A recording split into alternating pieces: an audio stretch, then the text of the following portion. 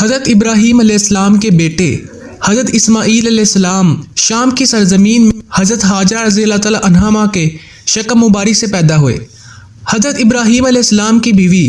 حضرت سارہ کی کوئی اولاد نہیں تھی، اس لیے انہیں رشت پیدا ہوا اور انہوں نے حضرت ابراہیم علیہ السلام سے کہا کہ آپ حضرت ہاجرہ رضی اللہ تعالی عنہا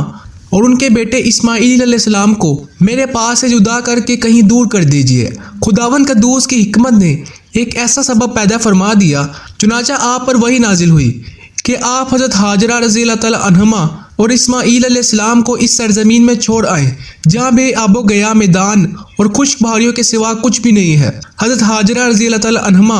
اور حضرت اسماعیل علیہ السلام کو ساتھ لے کر سفر فرمایا، اس جگہ آئے جہاں کعبہ معظمہ ہے۔ یہاں اس وقت نہ کوئی آبادی تھی، نہ کوئی چشمہ، نہ دور دور تک پانی یا آدمی کا کوئی نشان تھا۔ حضرت ابراہیم علیہ السلام ایک توشہ دان میں کچھ کھجورے اور ایک مشک میں پانی رکھ کر وہاں سے روانہ ہو گئے۔ حضرت ہاجرہ رضی اللہ تعالی عنہا نے فریاد کی کہ اے اللہ عز و جل کے نبی، اس سنسان بیابان میں جہاں نہ کوئی مونس ہے نہ کوئی غم خوار، آپ ہمیں بے یار و مددگار کہاں چھوڑ کر جا رہے ہیں؟ کئی بار حضرت ہاجرہ نے آپ کو پکارا مگر آپ نے کوئی جواب نہیں دیا۔ آخر میں حضرت ہاجرہ نے سوال کیا کہ آپ اتنا فرما دیجئے کہ آپ نے اپنی مرضی سے ہمیں یہاں لا کر چھوڑا ہے یا خداوند قدوس کے حکم سے؟ تو آپ علیہ السلام نے فرمایا کہ اے ہاجرہ، میں نے جو کچھ کیا ہے وہ اللہ تعالیٰ کے حکم سے کیا ہے۔ یہ سن کر حضرت ہاجرہ نے کہا کہ اب آپ جائیے، مجھے یقین اور پورا اطمینان ہے کہ خداوند قدوس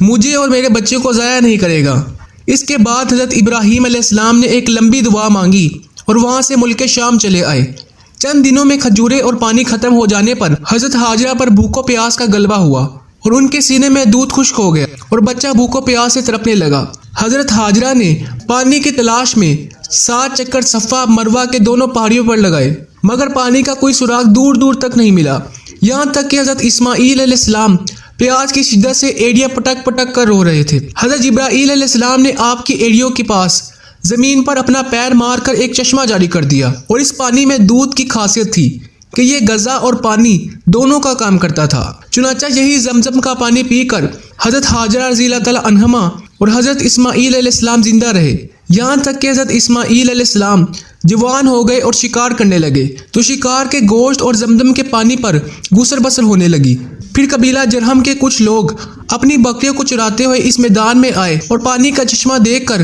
حضرت ہاجرہ رضی اللہ تعالی عنہما کی اجازت سے یہاں آباد ہو گئے اور اس قبیلے کی ایک لڑکی سے حضرت اسماعیل علیہ السلام کی شادی بھی ہو گئی اور رفتہ رفتہ یہاں ایک آبادی ہو گئی۔ پھر حضرت ابراہیم علیہ السلام کو خداوند قدوس کا یہ حکم ہوا کہ خانہ کعبہ کی تعمیر کریں، چنانچہ آپ نے حضرت اسماعیل علیہ السلام کی مدد سے خانہ کعبہ کو تعمیر فرمایا اور اس وقت حضرت ابراہیم علیہ السلام نے اپنی اولاد اور مکہ مکرمہ کے لوگوں کے لیے جو ایک طویل دعا مانگی وہ قرآن مجید کی مختلف صورتوں میں مذکور ہے۔ چنانچہ سورہ ابراہیم میں ہے، اے میرے رب، میں نے اپنی کچھ اولاد ایک نالے میں بسائی جس میں کھیتی نہیں ہوتی،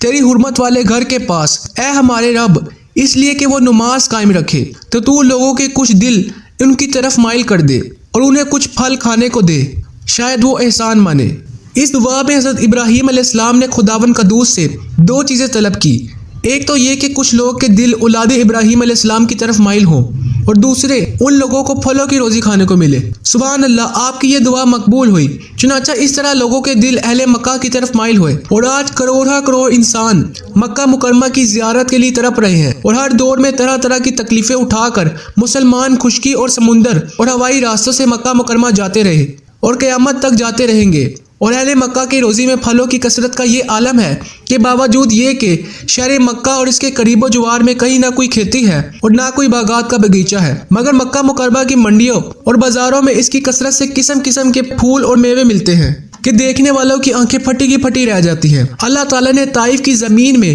ہر قسم کے پھلوں کی پیداوار کی صلاحیت پیدا فرما دی ہے کہ وہاں قسم قسم کے میوے اور پھل اور طرح طرح کی سبزیاں اور ترکاریاں مکہ معظمہ میں آتی رہتی ہیں، اور اس کے علاوہ مصر، عراق بلکہ یورپ کے ممالک سے میوے اور پھل بے کثرت مکہ مکرمہ آیا کرتے ہیں۔ یہ سب حضرت ابراہیم علیہ السلام کی دعاؤں کے برکتوں کے اثرات و ثمرات ہیں جو بلا شبہ دنیا کے عجائبات میں سے ایک ہے۔ ناظرین اکرامی، اسی امید کے ساتھ ویڈیو کا اختتام کرتے ہیں کہ آپ کو ہماری ویڈیو ضرور پسند آئی ہوگی۔ ویڈیو پسند آنے کی صورت میں ویڈیو کو لائک کریں اور اسی طرح کی روزانہ نیو انفارمیشن جاننے کے لیے ہمارے چینل کو بھی سبسکرائب کریں۔ اسی دعا کے ساتھ اللہ تعالیٰ میں سلامت رکھے، اپنا بہت خیال رکھیے۔ اللہ حافظ۔